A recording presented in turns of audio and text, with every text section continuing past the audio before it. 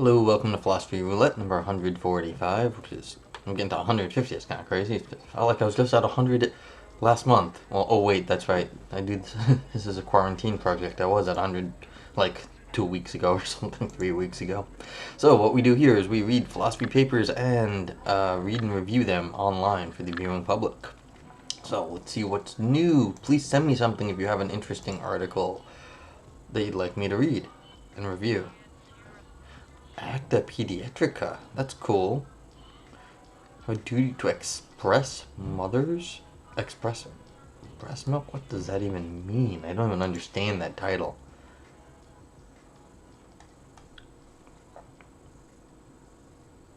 No, this is a little busted link there. I don't think Acta Pediatrica is the usual, it's one of the usual philosophy journals. Archive for the Psychology of Religion. Interesting. Okay, looks like usual suspects. A lot of bioethics getting published. Always. Lots and lots of bioethics. Bioethics. Ooh, biological theory. Let's see what that is. Because I just did a bioethics paper. I mean, it was on the ethics of suicide. Oh, did I not upload that? I think I just did one. I just didn't, may have not uploaded it yet because it was, Sunday night and I didn't do it, and yesterday I was busy. But that'll be up soon. Let's see, what is this? Can we talk about feminist epistemic advice? Lessons from the gut microbiome. 13 pages. Let's take a look. I worry that biological theory has very teeny font, but I don't know. But it's not available. Okay. Yeah, I've looked at this before. I tried to get a hold of it. Centaurus. This is the history of science, which is cool, but like it's mostly history. Christian bio. Yeah, see, all bioethics. This is like a all biology all day today. All right, so let's see. Let's try Phil Archive because these are all available, but you get random stuff sometimes from like who knows when.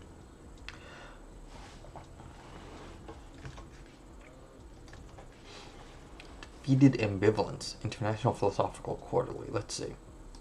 15 pages. That's a little bit longer than I'd like to read, but hey, maybe have to get there. Ectogenesis. I just read one of these. This must have been maybe it's in the same it was read by Suki Finn and I forget the other author, but it was, I think there was a I think this is the same. It was a special issue of the Journal of Medical Ethics, and so there's a different paper on that one. So this is 3 pages. Interesting. So that must have been kind of short. Click on it. Let's see what it looks like. Sherlock Is Law Abiding. Applied Logics. Really? 5. Yeah, see, this is the same, these folks, the Journal of Medical Ethics, are getting their stuff up onto the Phil Archive. Anywho, let's take a look what we have. Hello out there. If you have any suggestions for what I should read, please let me know in the let me know in the chat room. Defeated Ambivalence. Okay, so this is 15 pages. Let's just let's see on this one. Oh, let's just take a look. Oh, it's a docx. Alright, let's see what that looks like then.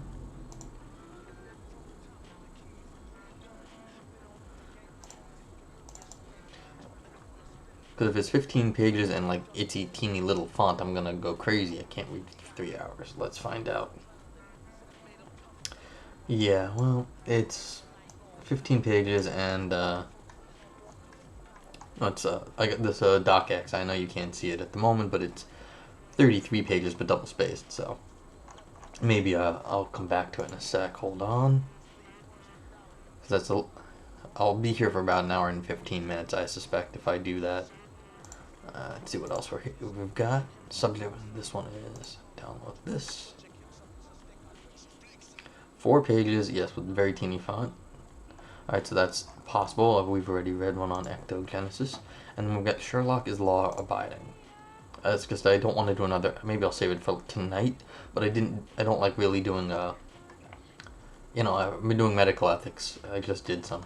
So let's do this Sherlock paper, because I don't think I've also read anything from Journal of Applied Logics before. And this is well, actually, let me double check.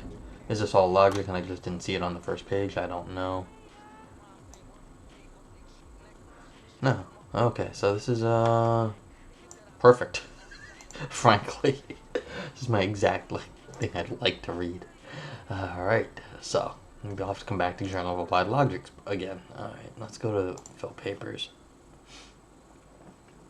Alright, so we're gonna read Sherlock Is Law Abiding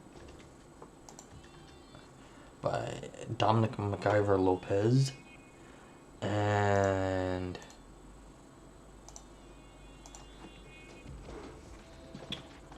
here is the link for you people out there watching live. Also, if you're you come in later, you can type !paper and the link will show up in the show notes. I mean, will pop back up.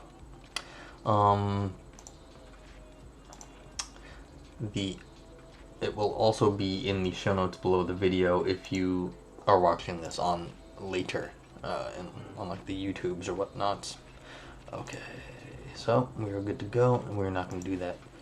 Maybe I'll leave that other stuff around for tonight, so I don't have to go searching around for stuff. Okay, Sherlock Is Law Abiding.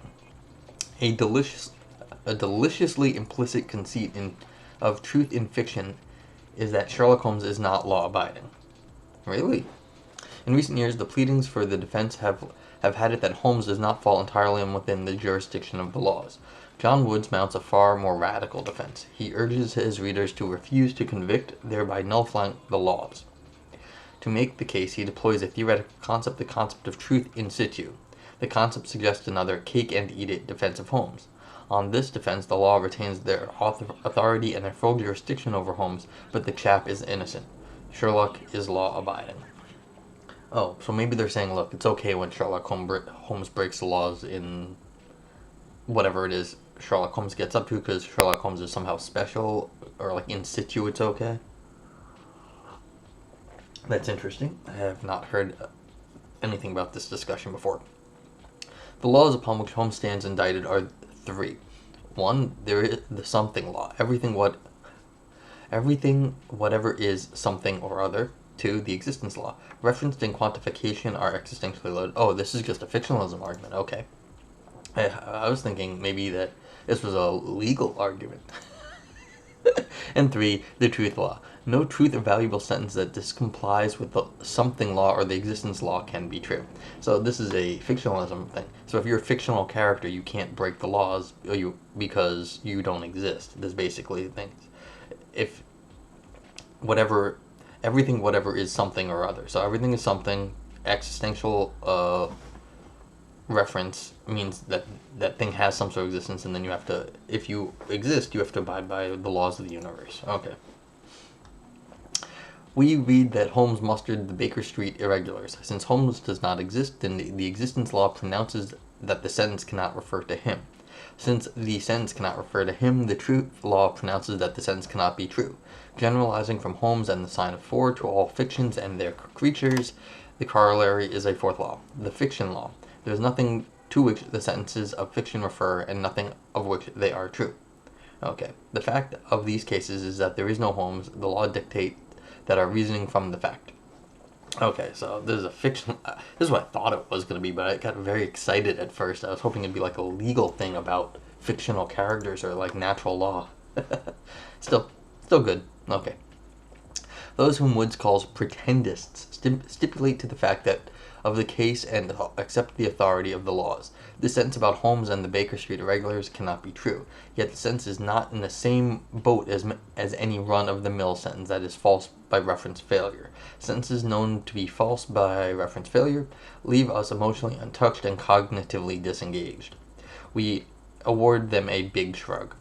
I guess that'd be like saying something about like unicorns. No one cares about unicorns. But if you sort of like insult Sherlock Holmes, people be like, why are you like saying something silly about Sherlock Holmes? But like if you insult like unicorns, then people like, assuming you're not like big into unicorns, I apologize to the unicorn people out there. But it's just an example. I could of course find some other mythic creature that people no longer really care about. But yeah, sorry, I was just thinking about Dodgeball, that movie. There is a character who loves unicorns. But yeah, like no one cares if you insult some sort of like mythic creature that no one cares about. But Sherlock Holmes, people feel some sort of connection to, so there is a we are cognitively engaged in some sense with Sherlock Holmes still. I wonder if they're gonna have a new Sherlock on TV. Interesting. Oh. By contrast, knowing that there is no Holmes and that the bit about the irregulars cannot be true, we nevertheless find ourselves very much turned on emotionally and cognitively. We care. We want to know more. We turn the pages. Attuned to these data, pretenders propose that the jurisdiction of the four laws is only partial, and that fictions and their creatures also answer to another authority. In Kendall Watson's version of the proposal, fictions function as props in regulated games of make-believe. In these games, we are prescribed to imagine that there is a Holmes and that he called the Baker Street irregulars. Our so imagining is thought to explain our emotional and cognitive engagement.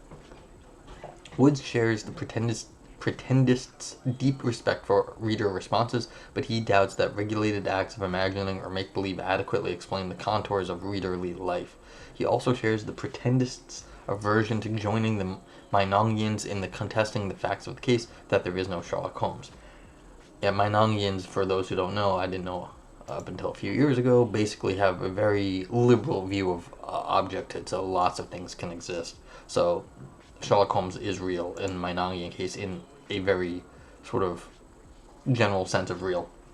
Like, I'm real, you're real, Sherlock Holmes is real, it's all real. But it may not exist, but still real. Okay.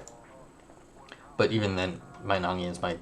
the Meinongians have a... I'm sorry, that was wrong. You can do a lot of things in Meinongianism about what counts as existent. So he defies the laws. The fiction law must go. With it goes the truth law and the existent law. The something law is harmless and may tarry. Okay, I'm sure people have argued the something law. Philosophers have been wary of this kind of move for several reasons. Some have nothing to do with fiction in particular. They concern laws, general plausibility, or methodological power across the board. For the record, Woods is not sympathetic, but set that aside. Holmes' defiance of the laws raises a more acute problem. The fact of the case is that there is no Holmes, but the truth is that Holmes summoned the irregulars. Indeed, Holmes refers to Holmes. Holmes in quotes refers to Holmes, the object. Inconsistencies loom, and inconsistencies trouble us. Woods therefore endeavors to remove our troubles. One remedy, a strong dose of power-consistent logic, is not the preferred cure. That's the Meinongian people. You can say things are exist and don't exist, so that'd be power-consistent. The better cure is to embrace the idea that Woods finds in Aristotle, the idea of truth in a respect or in situ. So you're going relative or perspectivalist here? I guess so, in situ is what that would be. Okay, in place, in situation. Truth is one thing, and true is not ambiguous, but all the same, truth makers vary. Take these inconsistent sentences. W. Holmes is a fictional character. S. Holmes mustered the Baker Street irregulars. W is made true by the extra story world, while S is made true by Doyle's act of telling the story. We may say that S is true in situ, the story. Alright, so are we going to start not... Yeah, so this is just a lack of italics. Sorry, screwed me up because there were italics here, but no italics there. Is true in situ the story, meaning that just that Doyle's storytelling makes it true. The payoff is, first, that readers implicitly grasp the relation between truth of S and its truth in situ the story. The idea is empirically plausible. Readers are aware, constantly reminded of, the source of the sentences like S. Second, our sensitivity to the relation between the truth of S and the truth in situ the story inoculates thinkers against making inferences where the inconsistency between S and W threatens to wreak havoc. So this is, personally, I like this sort of medical term. I liked it before the coronavirus. I was working on concepts like this, so I like that. Sort of like philosophical inoculation. How do you do that? So this is sort of the, as far as I'm concerned, the next step in a philosophy as a like remedy, as philosophy as a sort of like therapy. Now we've got like philosophy as inoculation. Okay, so concludes the case for nullifying the laws. Now to cake and eat it. The claim will not. I also like cake. I've said that before on this series. The claim will not be that cake and eat it dominates nullification. As noted, Woods is unsympathetic to the laws, quite apart from Holmes' predicament.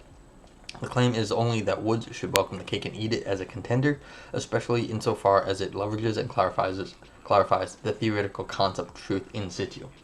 The concept is just the same as one that comes to life in other philosophical contexts, notably the debate about predicates of personal taste. When it comes to matters of taste, faultless disagreements abound. For example, Dom, durian tastes heavenly. John, by Jove, it does not. We've read papers on matters of taste. This is not entirely clear that this is what's going on here. Now, neither party to the exchange is at fault. Each has an ample and vivid evidence for their take on durian. Moreover, the exchange is not pointless, for they know that they share useful information. So the exchange is faultless, but it is also a disagreement. Dom's view on the topic is at odds with John's. The question is how to understand such cases of faultless disagreement. Contextualists maintain that what Dom asserts is the proposition that durian tastes heavenly to Dom, and John asserts that the proposition that durian does not taste heavenly to John. On this view, John does not deny the very proposition that Dom asserts. The propositions are consistent. The task is then to recover a sense in which the exchange is a genuine disagreement. By contrast, truth relativists contend that Dom asserts a proposition that durian tastes heavenly, and John denies the very same proposition. Yet their disagreement is faultless because Dom speaks truly and so does John. Needless to say, truth is one thing, true in quotes is not ambiguous. Ugh. We'll see. I don't know. This whole thing with truth is very hard. Why not think that Dom's assertion is true in situ Dom and John is true in situ John? The thought is perfectly natural. A fact about Dom is having his taste makes what he says true. A fact about John, his having a different taste makes what he says true. Isn't this just kicking the can down the road, though? I mean, as opposed to, it's just contextualism by another name. Calling contextualism insituist, like it just being in situation. Okay. So there's relativism. Right. Relativists about predicates of personal taste do not use the in situ phrase. Yep. They say that in exchanges like these, a sentence is true in a context of assessment set by a personal taste parameter. What Dom says is true in the context of assessment set by Dom's personal taste, and what John says is true in the context of assessment set by John's personal taste. One asserts and the other denies the very same content. Okay, so we're saying something in different contexts, but then asserting something, the same content. Okay. Truth relativists have worked out the details, but their semantic tools have not been applied to fiction. Why not try out a truth relativist approach to fiction, seeing if it puts meat on the bones of the concept of truth in situ? After all, truth relativism seems to deliver just what Woods wants. Return to W and S. W is true if and only if W is true in the context of assessment where the extra story world sets a truth maker parameter. By the same token, S is true if and only if S is true in a context if assessment where a story sets a truth maker parameter. In addition, S is true in the same sense of true as W. Watch out though. The meaning of S is not given either by the proposition in the story, Holmes summons the irregulars, or by the proposition, it is true that in the story Holmes summons the irregulars. The meaning of S is given quite simply by the proposition, Holmes summons the irregulars. Truth is one thing, but every truth has a truth maker, and there are different truth makers. Holmes summoned the irregulars is true in situ, in situ something, the story, the sign of 4, and Doyle made Holmes up is also true in situ something, the extra story world. In other words, Woods should greenlight a new law, the location law. No sentence is true unless it is true in situ in some context of assessment. The again, the location law does not identify truth with in situ. It merely acknowledges that every truth is made true by something. There is the cake. Now we can eat it too. The fact of the case is that there is no Sherlock Holmes. The proposition that there is no Sherlock Holmes is plainly true in situ, the extrasensory world. Woods concedes the something law. The existence and truth laws are consistent with the LLL law. One may hold both that no truth evaluable sentence that discomplies with the something law or the existence law can be true, and that no sentence can be true unless it is true in situ, some context of assessment. The truth law and LLL law together imply Holmes refers in S. Presumably, Holmes refers to Holmes in situ, the sign of 4. Right. Yeah, please let me know if you have any questions out there. This is going a little quick, but basically you're tying the truth corresponds to some particular world here. It's like you have the extra world or you have the fiction world. And so they're saying, look, in the situation in that world is basically it's a world locator law, then you can do this. Now, as this author has said, there are contextualists that sort of do this, but this is sort of a more grand sort of version of this location. It's saying only at the world does it make sense. So I have a little problem here because it's sort of a little begging the question, I'm afraid. Maybe? I don't know. But if you're going to already pick out the world, don't you already have to know where the world is to make it true? So to have like a semantics, you have to you find it's like, well, this picks out a world, in that case, where the truth maker is, where the thing that makes the sentence true exists. But then you're sort of already choosing the world, you have to already know it.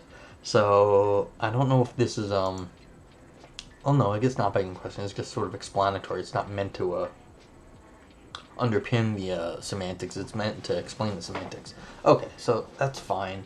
But you see, you're picking out the correct worlds all the time here. And I do worry that how we distinguish between what world counts and what world is fiction or what world is considered extra story. Because extra story right here, this might be it. How do we know what the extra story world is ahead of time? And that is not identified here. This is the situation, the extra story. World actually doesn't mean anything. It's this extra story or in story. So if you're going to try to figure out, well, is it relative or what world are we at? Or is it, what's the context is the question of, are we in story or are we extra story? So there's a little worry about this sort of terminology of is plainly true in the situation with extra story, but I'm not sure what extra story actually, how we know where the extra story world starts and ends. Okay, moving on. More importantly, the conjunction of the 3 cardinal laws with the location law no longer implies the fiction law, namely that there is nothing to which the sentence of fiction refer and nothing of which they are true, because they now refer to the fictional world. What would imply the fiction law given the conjunction? The answer is, instructively, the one-site hypothesis. There is exactly one context of assessment, the extra story world. So this is the fixing the real world, so it's like, or this world. So this is the saying, look, things are true in like the big sense in the real world, but in fiction worlds, when we have like true indexed to that fiction world. Yeah. Okay. The problem is not with any of the 3 cardinal laws, the problem is with the hypothesis. Wood denies the one-site hypothesis anyway, in company with anyone driven by the cake and eat it proclivities. Even better, denying the hypothesis is reasonable as long as we have the LLL law. The appeal to the hypothesis was that we want to understand the world, with, in quotes, but no in-story, extra story. And we must guard against a bunch of made-up stuff interfering with that empirical project as we run our inferences. A recognition of how darn good we are at keeping our location straight means we need not fear much interference from fiction as we run our inferences. Yeah, well, how... This is not very clear, as I was just saying. Keeping our location straight. How do we know what counts as the real world? Or this world, as it were. Not even, you can't even say real. You're like, this world. I'm not so sure that's even reasonably clear. It also explains why we are not foolish to be interested in truths in fiction. The impulse is to explore, is not spent at the boundaries of the extra story world. Reading Woods, I found myself appreciating how apt it is, when thinking about the problems of fiction, to craft viable new propositions. The remarks above are offered in the same spirit that animates the truth in fiction. Eventually, we must narrow down the options. Part of me hopes that that is no time